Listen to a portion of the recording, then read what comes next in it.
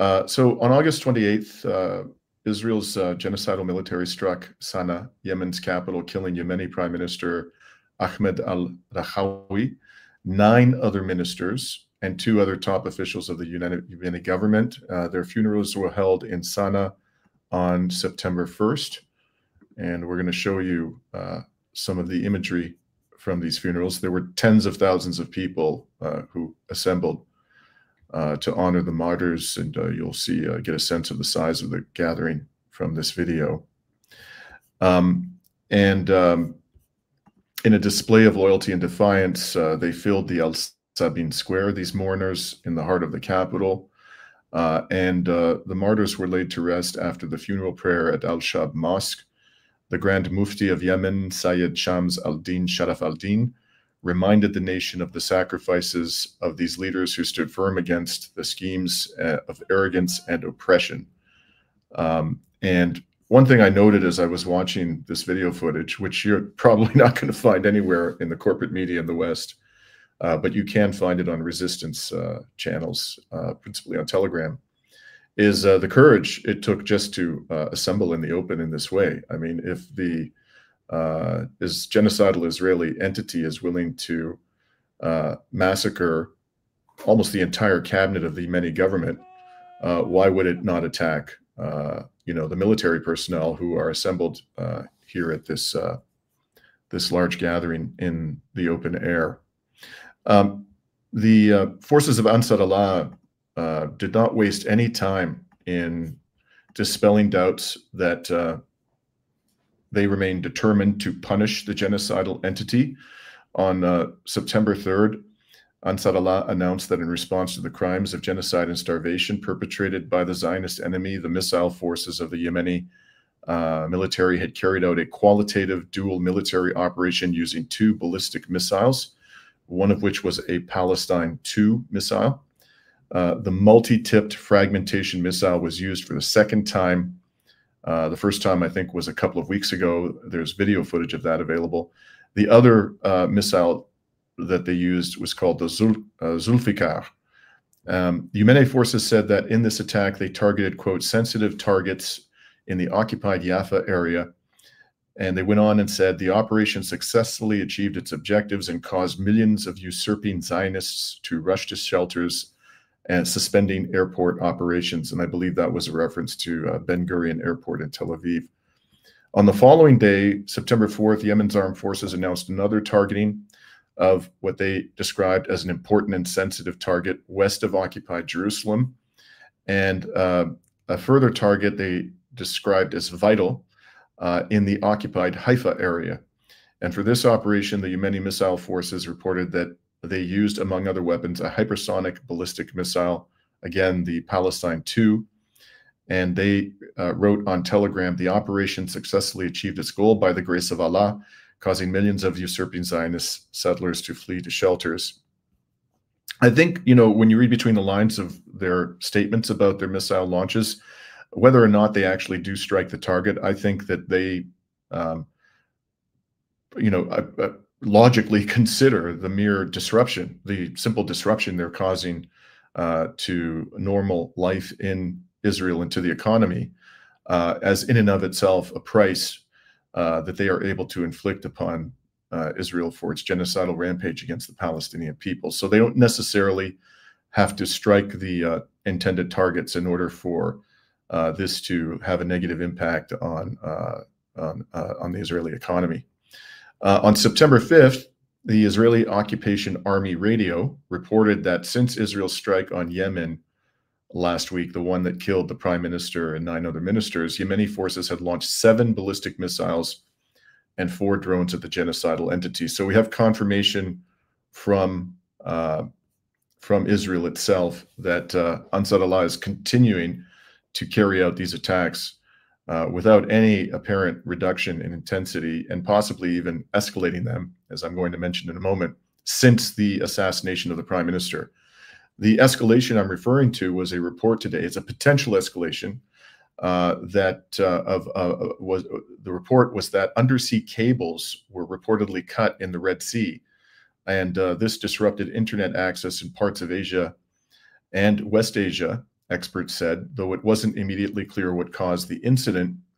There has been concern about the cables being targeted in a Red Sea campaign by Ansar Allah. Previously, there were concerns expressed. In the past, however, Ansar Allah denied attacking the cables. It'll be interesting to see if they issue such a denial this time around. Now, meanwhile, back in occupied Palestine, the Al-Qassam brigades continue to publish videos of their extraordinary military operations against Israel's genocidal forces in Gaza, and we're going to show you now a video published on September 3rd.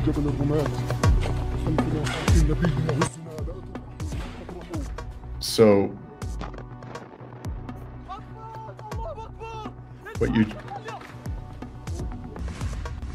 what you're seeing there is an attack upon an armored personnel carrier with a Yasin shell.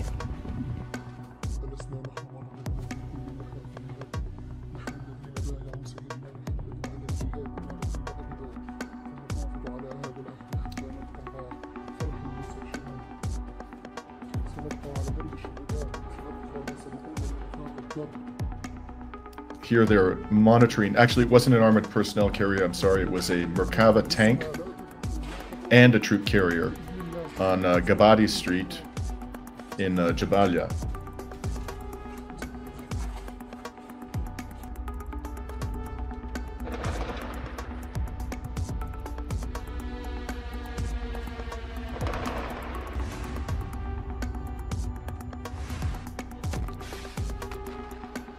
So there you see the Merkava tank being struck, and now you're about to see the aftermath of a fighter placing, apparently by hand, an explosive device on top of an armored vehicle.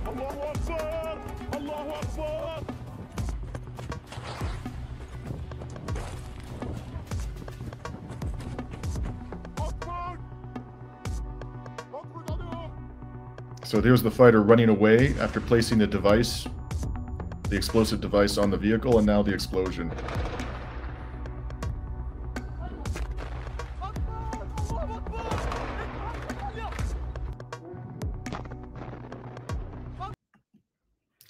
So, you know, whatever one may think of, you know, the Palestinian resistance forces in Gaza, I don't know that any objective observer could deny the extraordinary courage of these individuals fighting in that way against such powerful odds and in conditions of starvation, privation, and you know, the extraordinary surveillance capabilities of the Israelis. One wonders how they managed to survive at all with so many drones, surveillance drones and attack drones flying overhead every minute of the day.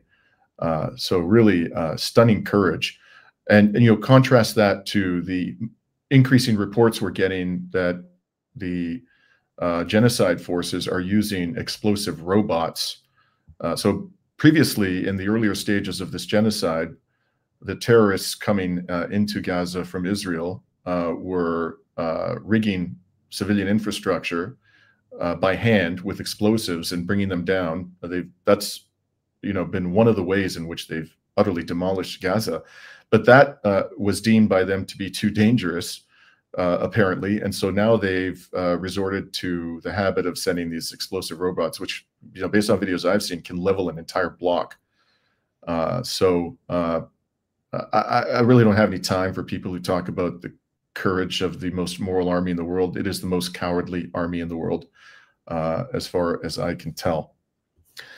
So that's just one example. There are numerous others of combat taking place inside the Gaza Strip. In Bahrain this week, the world witnessed resistance of a non-military nature. It's not often you hear about Bahrain, but here is a video of a protest that took place a few days ago.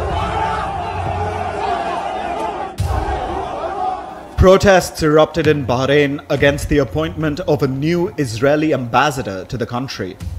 Large-scale demonstrations were seen in the country's capital, Manama. Police forces were deployed to stop the protesters, but the demonstrators refused to back down, leading to clashes.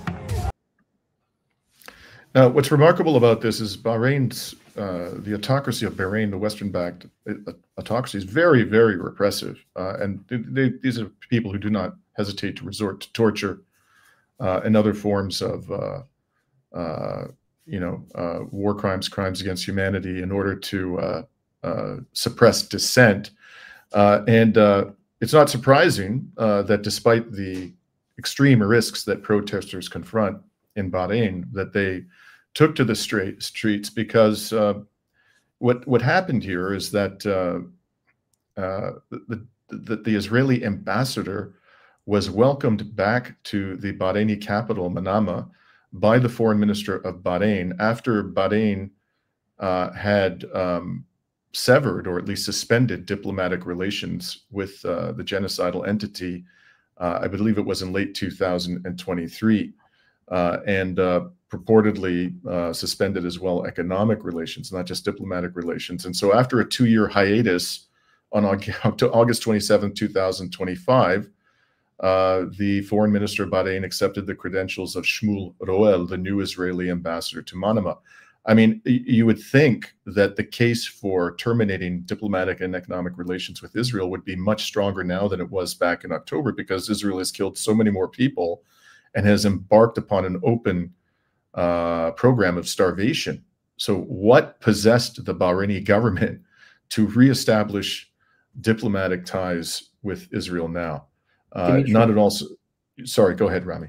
Yeah, Dimitri, I think it's also important to mention that the Bahraini government is not really representative of the Bahraini people. The Bahraini people, which is overwhelmingly Shia, has stood firmly with Palestine, with Yemen, of course, in Iran, while Iran was getting targeted during the Arab Spring, which at first had seemed to be organic. There were massive protests in Bahrain.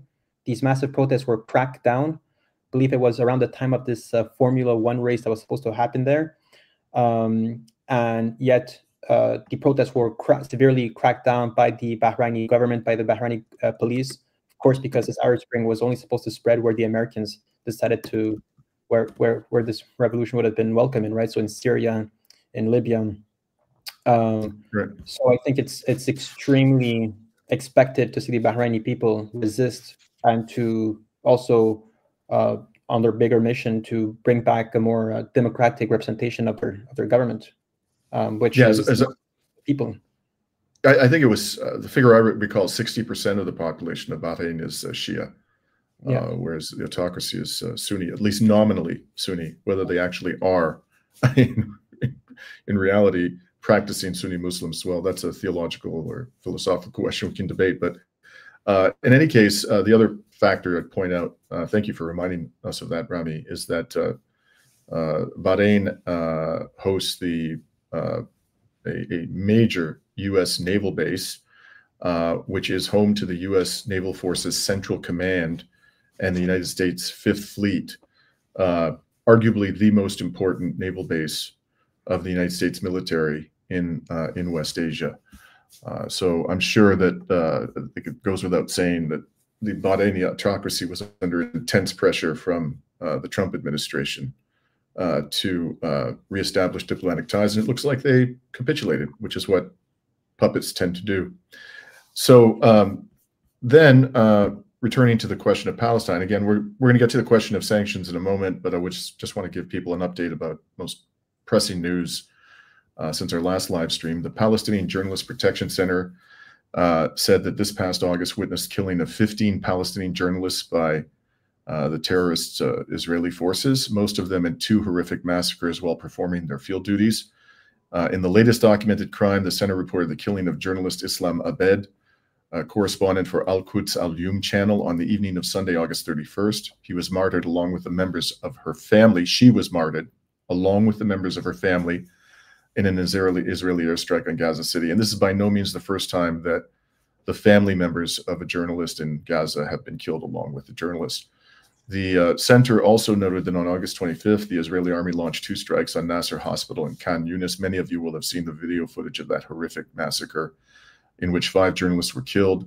They were Mohammed Salama, Al Jazeera cameraman; Hossam Al-Mazri, Reuters cameraman; Mariam Abu Daka, Associated Press correspondent; Moaz Abu Taha, freelance journalist, and Ahmad Abu Aziz, editor of Quds Feed Network.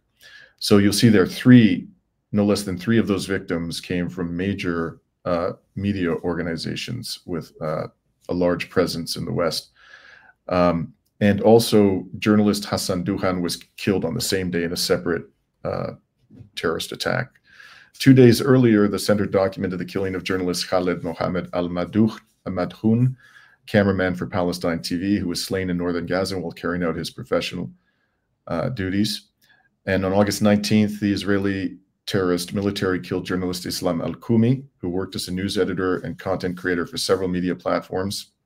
That in an airstrike on the Sabra area south of Gaza City. On August 10th, 6 journalists were killed in a strike near Al-Shifa Hospital in Gaza.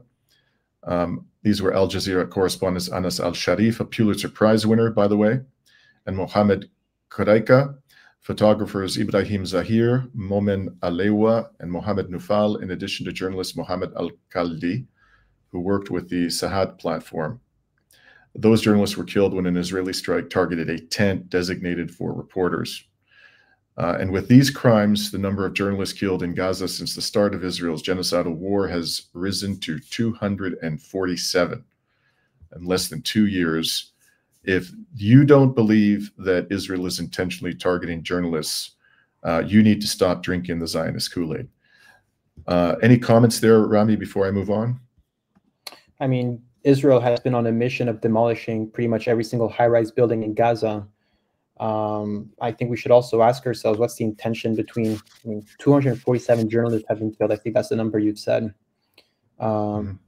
Israel's biggest nightmare will be the day after the genocide, right? When people will be able to go inside. And I remember, Dimitri, when they were doing these like airdrops and BBC was invited into one of these airplanes, Israel was saying that, was telling the BBC journalists not to film Gaza, just because the day these images reach mainstream media, the day, Dimitri, you and I could enter Gaza, we're only seeing a fraction of what's probably happening over there, right? Absolutely. I've been saying for quite some time, I think we're going to discover when this genocide is over, mass graves all over the Gaza Strip that have not been uncovered up until now. The horrors will be unspeakable, to be sure.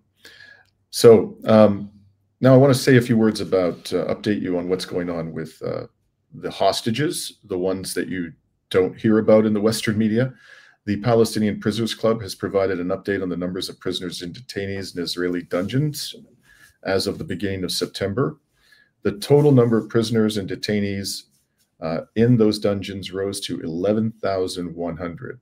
So you hear constantly about the 20 soldiers from the terrorist Israeli military who remain in the custody of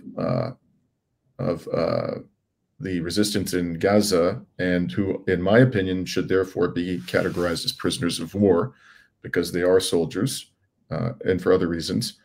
But the much larger figure, 11,100, how often do you hear that in the Western media? This figure, by the way, does not include detainees held in Israeli army camps. Just imagine how many more. And of course, we've learned that torture is endemic in those camps.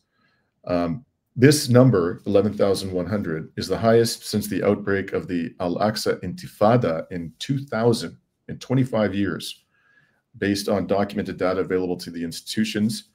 Of the prisoners, 49 are female, including 2 from Gaza, and there are over 400 children in this group. The administrative detainees, they number almost 3,600, which is the highest proportion compared to the numbers of prisoners awaiting trial, those sentenced and those classified as unlawful combatants. So just to be clear what I'm saying, what I mean by administrative detainees, under Israel's military law, a Palestinian can be imprisoned for, I believe it's a 3-month period, maybe even 3 or 6 months, without any charge being laid against the Palestinian. Just remember that we're dealing here with a kangaroo court system where the conviction rate is in excess of 99%. So if they're not willing to level a charge against a Palestinian detainee, I mean, that can only mean that there really is nothing. There's absolutely nothing. There's not even a straight face type of excuse you could give for charging the person. They have zero evidence to level any kind of a criminal charge against them, and then they can renew these detention periods of either 3 to 6 months indefinitely. So somebody can end up spending years in an Israeli dungeon where there's zero evidence of any criminal wrongdoing and without any charges ever being laid against the person. So as I mentioned, the number of people who are in that situation are 3,600. Why aren't we calling those people hostages? Why do we never hear about those people from Western leaders? They've done nothing wrong. There's not a scintilla of evidence. If there were any evidence that they'd done something wrong, of course, they'd be charged and they'd be convicted in Israel's kangaroo military courts. But they are invisible to the racists who rule us here in the West. Now, in other news, Israel's genocidal army and U.S. mercenaries continue to massacre starving Palestinians at so-called aid distribution points. And in addition, Israel's genocidal air force continues to strike Palestinian civilians sheltering in tents.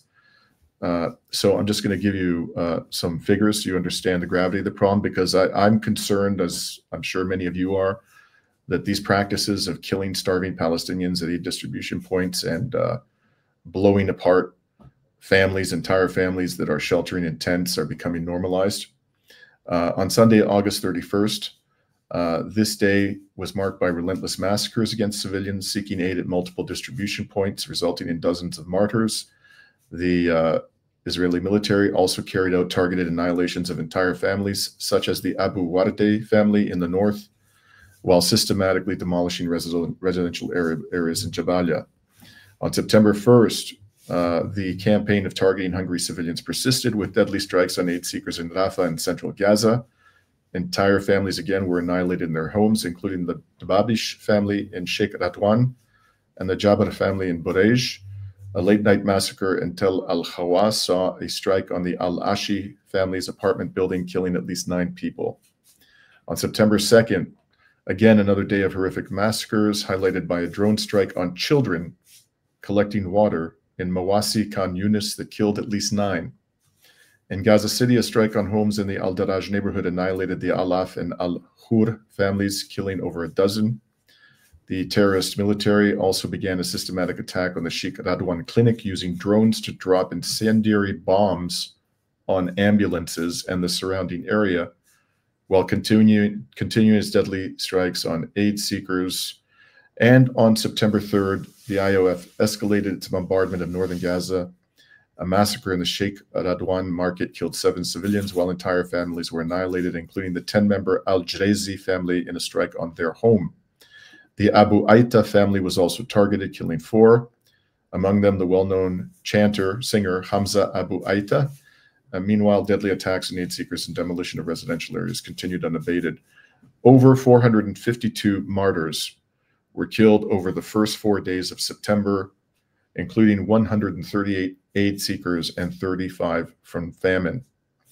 September 5th was the 700th day of the genocidal entity's war on the Palestinian people. Now, according to the Mariv Hebrew newspaper, Israel is paying itself a very considerable cost for these horrors. The genocidal army estimates that occupying Gaza City and fully clearing it, which is the stated objective, both above and below ground, in other words, into the tunnels as well as the infrastructure at the surface, will cost the lives of about 100 Israeli soldiers, in other words, terrorists, and will take at least a full year. So the cost will be considerable. Yesterday, September 6th, the Gaza Health Ministry announced that the number of martyrs from aid distribution who arrived at hospitals in the prior 24 hours was 23, with 143 injuries, raising the total number of martyrs who reached hospitals to 2,385. These are people who were killed at aid distribution points, 2,385, and almost 17,600 injuries at these so-called aid distribution points. Gaza Strip hospitals recorded in the prior 24 hours, so September 5 to 6, 6 new deaths due to famine and malnutrition, including 1 child, raising the total number to 382 deaths, including 135 children dying of starvation. Also yesterday, the Gaza Health Ministry announced that the official death toll from Israel's war on Gaza had risen to 64,368, with 162,367 injuries since October 7th, 2023. These are only the deaths and injuries that are known to the Gaza Health Ministry. When you add in the people who have been who were not able to be recovered from under the rubble, who died there, the many who have undoubtedly been killed in parts of Gaza that are inaccessible to emergency workers, and all of the Palestinians who have died indirectly, for example, from preventable disease, dialysis and so forth. Yes, absolutely. Cancer treatments not being administered. We are unquestionably north of 100,000 dead, unquestionably, and we may well be far above 200,000 at this stage. And Dimitri, I mean, obviously they're killing journalists, so it's more difficult to gather the facts and the evidence of all these crimes. But also, 2 days ago, the U.S. announced that they will be sanctioning Palestinian rights groups for supporting the ICC Israel probe. So just the fact of gathering evidence that will then be used in the case of an eventual ICC trial, there's already a lot of friction and restrictions and repression for people for these fact-finding missions. So it's going to be extremely difficult to see what's happening on the ground, especially with all these sanctions on these human rights groups. It's the Al-Haq, Palestine Center for Human Rights, and El Mizan. They're all being sanctioned. So, yeah. And I see in the comments, there's a very important debate going on there to some degree. And it's people often say, why do we even bother citing the Gaza Health Ministry's number? Because it paints a false picture of what is happening. I myself, I don't know. I mean, I'm troubled by that question. I don't know myself what to do. On the one hand, I'm loath to ignore that number because they are able to back it up with documentation identifying the victim. On the other hand, I am very concerned about, as I'm sure many of you are, about the public relations impact of quoting that number, a number which is unquestionably a fraction of the real death toll. The struggle we're having, of course, is that we just don't know what the actual death toll is. We can't say with a high degree of confidence. All we can say is that it's a lot higher than the Gaza Health Ministry's number. So I understand that's a very difficult question that we, as journalists, grapple with when we cover this horror. So again, on the other side of the coin, on the genocidal military side, they're suffering steep losses, and I've reported and argued that they're underreporting them. Today, September 7th, in a joint statement, Israel's so-called defense minister, Israel Katz, and the depraved psychopath Bezalel Smotrich, the finance minister, announced the creation of a public committee to formulate recommendations to expand Israel's national response for treating and rehabilitating wounded Israeli terrorist soldiers amid what officials describe as the fastest rise in casualties in the history of Israel's wars. And this is coming from Israeli media. This is not resistance media. According to the Defense Ministry's Rehabilitation Department, by 2028, some 100,000 wounded are projected to be under its care, including around 50,000 suffering from psychological trauma. If anything, folks, that's going to be an understatement. We know the propensity of the Netanyahu regime to lie. So I would assume that those numbers are actually well below the real figures.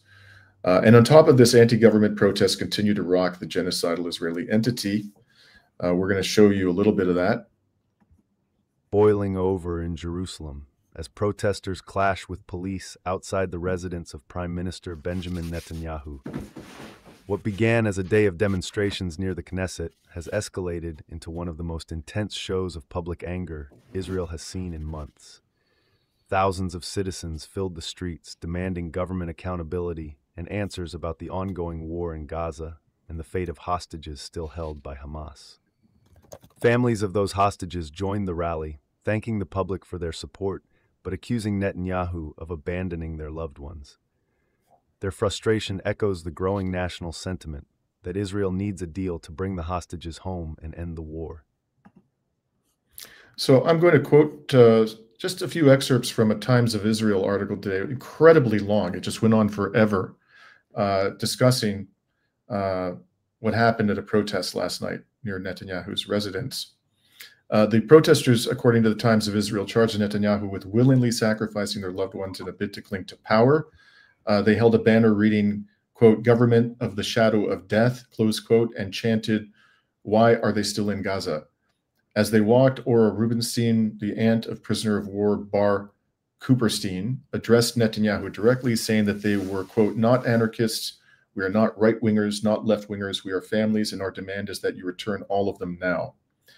The mothers of abducted soldier terrorists Matan Angrest and Nimrod Cohen addressed the crowd as well. At the top of the address, Anat Angrest tore up her prepared remarks and instead told the crowd that defense officials had recently contacted her to explain the risks associated with the expanded operation in Gaza City.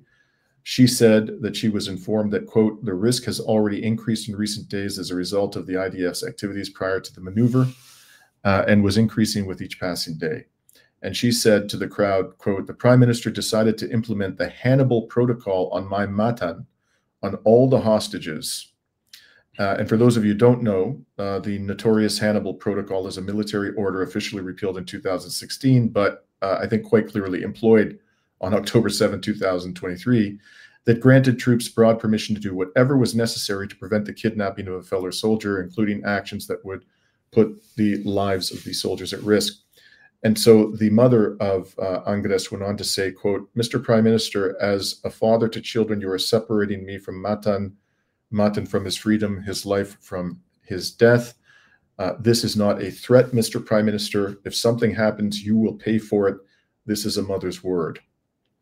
And another mother, Vicky Cohen, similarly cautioned the premier that if anything happened to her captive son, she would, quote, "make sure that you don't have a minute of peace for the rest of your life," close quote. Cohen noted to the crowd that there was a full deal on the table with Hamas that would secure the release of every one of the hostages, but that Netanyahu was refusing to sign off on it. And she said, quote, "Hamas demanded a partial deal. He, Netanyahu, demanded a full deal. And when Hamas agreed to a full deal, he demanded a partial one and ramped up this unnecessary and political war. My son can return home tomorrow morning alive, and the prime minister is undermining this. My child will not be sacrificed on the altar of politics. If a hair on my Nimrod's head is harmed, I will make sure you don't have a minute of peace for the rest of your life." So Israel is, in real trouble, as we've said before. I also just want to mention that, we saw one picture of the protest there. I've been also seeing what I've been dying to see is anyone in Jerusalem in 1940 Palestine used the genocide word, right? I see a lot of stop war, but no one's calling it a genocide, right? This is obviously the Palestinians are resisting, they're resisting very well. But at the end of the day, this is a war of extermination, a genocide. The purpose is to exterminate the Palestinian people. And ironically, the LA Holocaust Memorial posted a little meme on social media yesterday or a few days ago, and basically saying that never again can't only mean never again for Jews. And then basically I was shocked. I was like, wow, a Holocaust memorial will be commemorating or maybe calling what's happening in Gaza or in Palestine a genocide. Turns out that they just apologized and they said this was let me find the actual post over here. It says Holocaust Museum LA, the first survivor founded and oldest Holocaust museum in the country, is committed to its core mission to educate, commemorate, and inspire.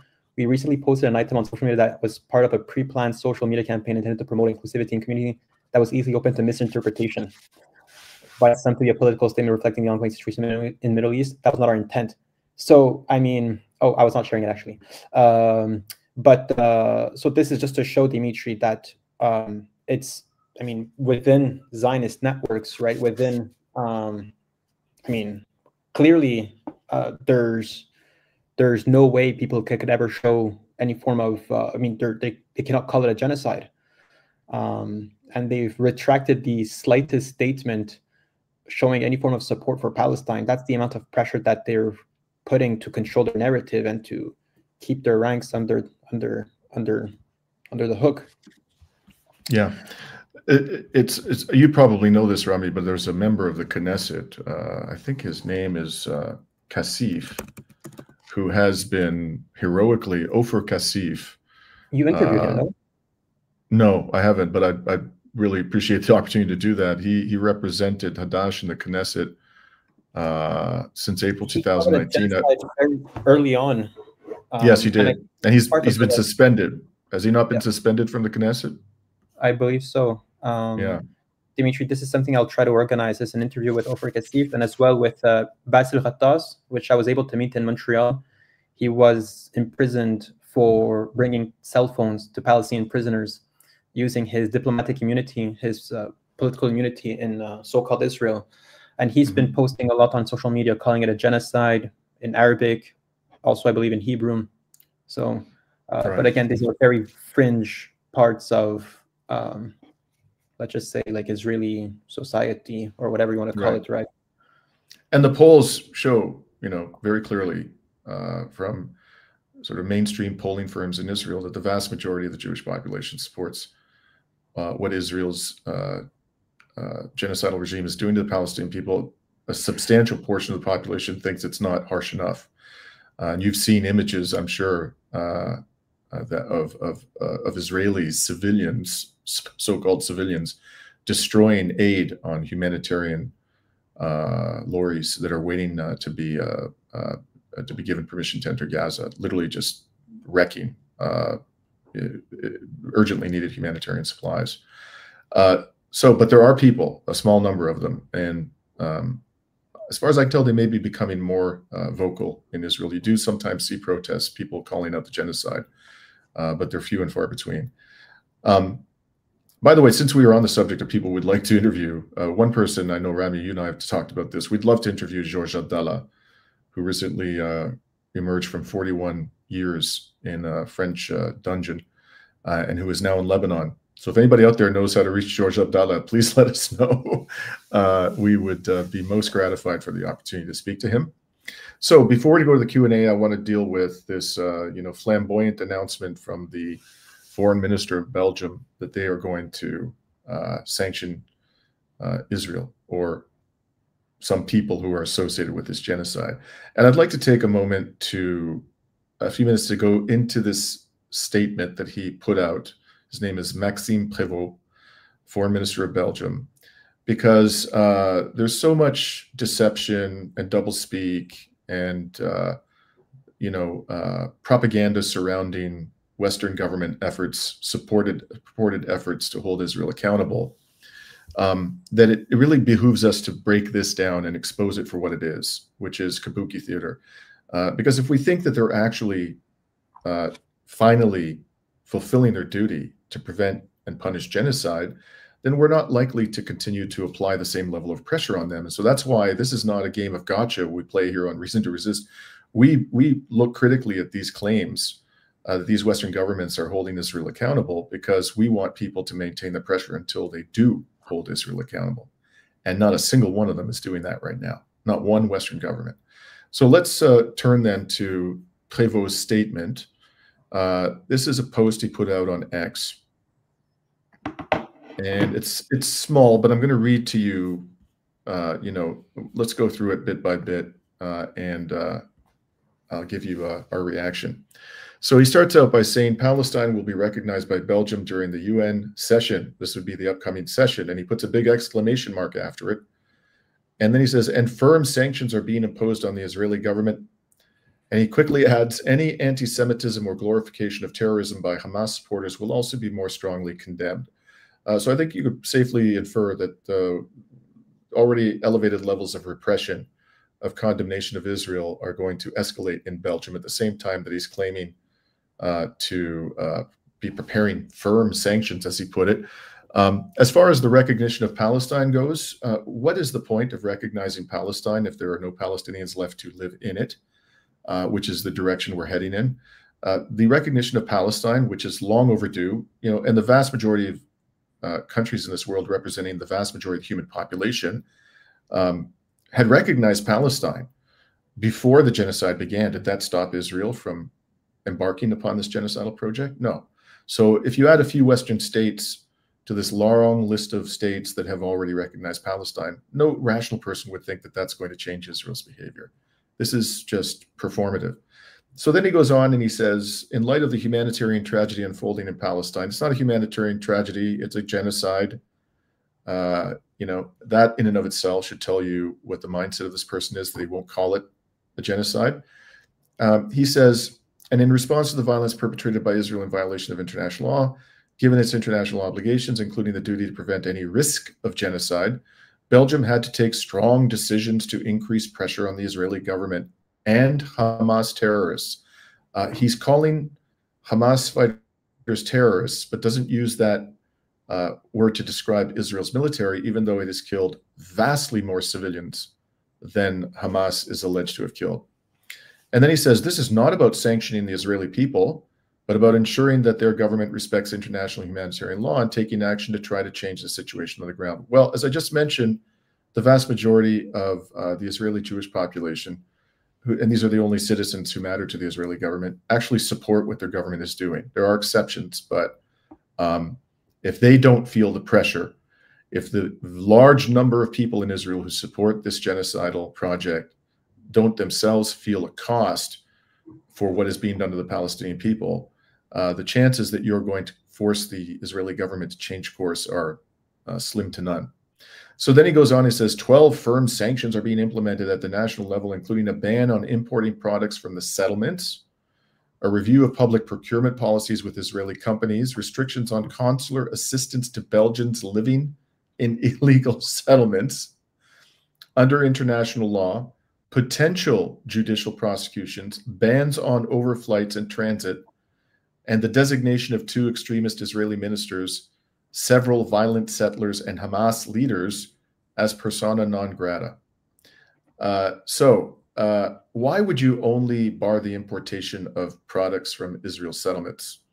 The vast majority of Israel's exports come out of the 1948 boundaries of Israel, not out of the settlements. And this is not going to impose the kind of cost on Israel that is likely to cause the government to change course. There should be a trade ban with a possible, I could certainly countenance myself, an exception for humanitarian needs for medical supplies, for example, things that are needed for humanitarian purposes, things that are not dual use.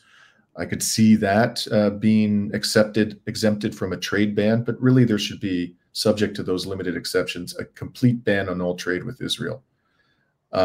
And then he said they're going to sanction 2 ministers. Presumably that's Smotrich and Ben-Gvir. Every single minister in Netanyahu's cabinet is a genocidal war criminal. I mean, and Netanyahu himself is under indictment. Sorry, go ahead. And the opposition, yes. The opposition is wrong. Exactly. Naftali Bennett supports this genocide. Yair Lapid supports the genocide. Yeah. Absolutely. Benny Gantz, who already proved himself to be a war criminal before the genocide. We go on and on. Avigdor Lieberman is frauding at the mouth. He had more bombs in his hands as well. Yeah. Yeah. Also, so why only 2 ministers? I mean, it's absurd. Sorry, go ahead, Rani. Just Dimitri, I think it's also important to mention that in Belgium, they're cracking down on Palestine activist groups.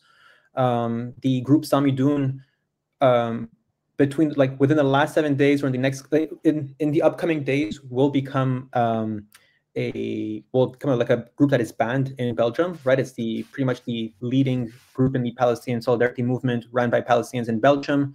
Our friend Mohamed Khatib, who was living in Belgium as a refugee, had his refugee status revoked by the current Belgian government. So again, right, these recognition of Palestinian states always comes under it's a veil for other forms of attacks on Palestinian civil society, on Palestinian activism. I mean, I'm in touch with a lot of comrades in Belgium, and they're showing me videos of massive police crackdown on these protests. Every day there are protests in Brussels, and one day at the other are being just like pepper sprayed and shot down, or sorry,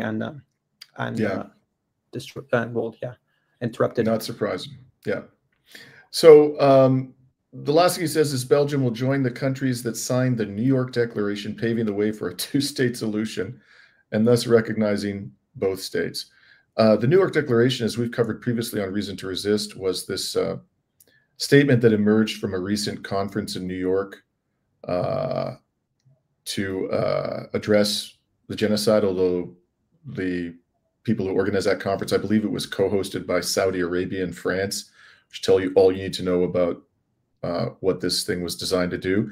And in the New York Declaration, they insist that the Palestinians disarm, which is their right under international law. And as I've said many times, if the rational expectation is that the Palestinians had no ability to defend themselves militarily, the killing of Palestinians would escalate. The idea that the defenseless Palestinians, utterly defenseless Palestinians, would be safe is ludicrous. And if you need any proof of that, just look at what's happening in the West Bank, where every day deadly attacks are being perpetrated. Hamas isn't in control of the West Bank. And every day deadly attacks are being perpetrated both by the Israeli military and armed Israeli settlers against Palestinian civilians in their homes or in their olive orchards or tending to their sheep or in their shops. So that is what the future holds for the Palestinian people if they were forced to disarm. So this New York Declaration is a disgrace. It violates international law. And the fact that Belgium is bragging about its intention to sign on to the New York Declaration is a very bad sign. So I think this is laughable, frankly. It's better than nothing, sure, but it's next to nothing. Now, meanwhile, the Spanish news outlet El País reported that Spain plans to approve a complete and immediate arms embargo on Israel this Tuesday and might even declare Netanyahu and other Israeli ministers persona non grata. The government of Madrid, according to El País, is working to impose a sweeping ban on all direct and indirect deals on weapons or military technologies with any Israeli public or private body. This is citing unnamed sources. And Spanish Prime Minister Pedro Sanchez's government pledged to stop selling arms to Israel shortly after October 7, 2023. Last year, the Spanish government widened that commitment to include weapons purchases from Israel. In recent months, it canceled several high-profile deals with Israeli companies. So let me just say, this is, if it is in fact implemented, this is what an arms embargo would look like. First of all, it would cover not only purchases from Israel, but it would also, exports of weapons to Israel, but also purchases of weapons from Israel, which I think no other Western government has done up until now. And also, it should not be limited to private actors or public actors. It should cover both public enterprises and private enterprises and individuals should be prohibited from trading in arms with Israel. And it should cover both direct and indirect provision of weapons or purchases of weapons, and also cover components that could be used for the making of weapons by Israel. So it remains to be seen if Spain will in fact do this. But if it does, no one should, hail Pedro Sanchez as a leader. Why hasn't he done this already? I know the Spanish people want this overwhelmingly. There's huge support for the Palestinian cause. Why? What is he waiting for? This is almost 2 years into this genocide. And this is just the minimum, the arms embargo. There should also be a trade embargo with Israel. And all of the military and political leaders of Israel, as Rami pointed out, even the major opposition leaders should be barred from traveling to Spain. And if they set foot on Spanish soil, they should be arrested and handed over to the ICC for prosecution. That would be a true commitment to holding Israel accountable. Now, just to drive home the point that this is all ridiculous, frankly, I just want to point out to you what the EU has done to Russia. Under the category, so the EU, it's often said rightly, the EU has enacted 18 rounds of sanctions on Russia. But you don't often hear discussion about the substance of those sanctions. So there's two categories, one under the category of human rights, and there's another set of sanctions under the category of Russia's so-called aggression against Ukraine. Under the category of human rights, the EU has sanctioned the Federal Penitentiary Service of the Russian Federation, judges, prosecutors, and other members of the judiciary, and high-level officials in the penitentiary system and in the Russian Ministry of Justice. The EU's country-specific sanctions regime also allows the EU to target those who provide financial, technical, or material support for or otherwise involved in or associated with people and entities committing human rights violations in Russia. This regime introduces trade restrictions on exporting equipment which might be used for internal repression, as well as on equipment, technology, or software intended primarily for use in information security and the monitoring or interception of telecommunications. I'll just pause there for a moment. Nothing like that is being discussed, to my knowledge, at the European level. Nothing like that. Currently, 52 Russian individuals and one entity are sanctioned under this EU regime. So that's just the first category. The second category relating to Russia's so-called aggression against Ukraine, under that category, the EU has sanctioned an additional 2,500 individuals and entities. The sanctioned officials include Vladimir Putin, Russian Foreign Minister Sergei Lavrov, Russian ministers other than Putin, the governors and local politicians of Russia, members of Russia's National Security Council, high-ranking military personnel, members of the Russian State Duma, the parliament, and various Russian business persons. Companies from third countries are also subject to EU sanctions in view of their support for Russia's war. And on top of all of that, the G7 countries plus the European Union announced in May 2023 that the approximately $300 billion US in Russian central bank assets that had been frozen in these countries would remain frozen until Russia pays for the damage it has caused to Ukraine. On top of all this, the EU has provided tens of billions of dollars in weaponry to Ukraine. Of course, it has not provided a single bullet to the Palestinian resistance. And can you imagine if the Europeans began talking about freezing the central bank assets of Israel? Oh my God, there's nothing like that even being whispered about in the halls of European power.